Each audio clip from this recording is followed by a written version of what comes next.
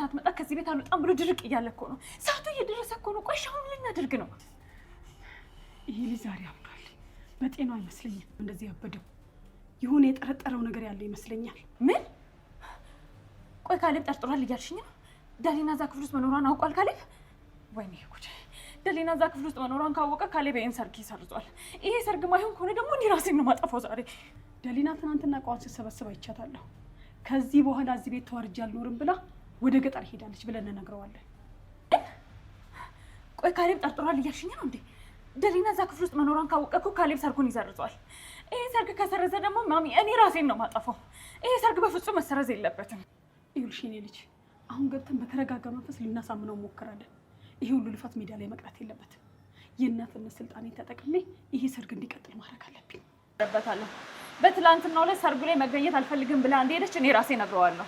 አዎ ማዬ፣ አሁኑን ገብተን ልናሳምነው ይገባል። ዛሬውኑ በፍጥነት ሄደን ካልተፈራረምን ሌላ ምንም እድል የለንም። አሁን በፍጥነት እንግባ።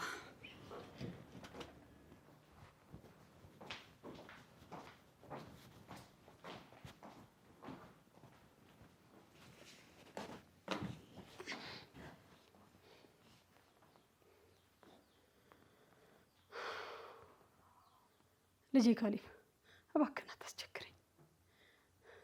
አሁን ስለ ደኒና እያሰብክ እንዳለ አውቃለሁ። ነገሩ አንተ እንደምታስበው አይደለም።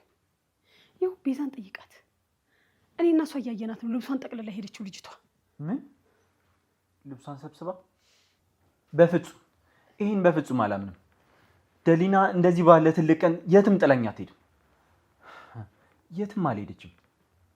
እንደውም ይሄ ነገር ምንም አላማረኝም። ሄጄ ክፍሏ በሩን ሰብሬም ቢሆን ቼክ አረጋታለሁ መኖር አለ። ሰማኸኝ የኔ ልጅ? ከአሁን በኋላ እዚህ ቤት ተዋርጄ መኖር አልፈልግም፣ የካሌብንም ሰርግ እዚህ ቤት ቁጭ ብዬ ማየት አልፈልግም ብላ ወደ ቤተሰቦቿ ጋር ነው ወደ ገጠር እቃዋን ሰብስባ ሄደችው ልጅቷ።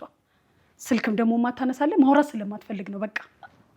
አዎ ካሌብ፣ ትላንትና ሰርጉ ላይ መገኘት ስለማልፈልግ ነው መሄደው ብላኛለች። እኛ እኮ አንተ እንዳትጨናነቅ ብለን ነው ዝም ያለ። በፍጹም ይሄን በፍጹም አላምንም። ደሊና እንደዚህ ባለ ትልቅ ቀን የትም ጥላኝ አትሄድም። የትም አልሄደችም። እንደውም ይሄ ነገር ምንም አላማረኝም። ሄጄ ክፍሏ በሩን ሰብሬም ቢሆን ቼክ አረጋታለሁ መኖር አለመኖራል። ካሌብ እየነገርኩህ እኮ ነው፣ ቁም። ካልሆነም እኔ ራሴ ሄጄ ክፍሏ አይቻት እመጣለሁ። ለምን ማየ? እኔ ሄጄ ባረጋግጥ ምን አለበት እንዴ? ቤዛ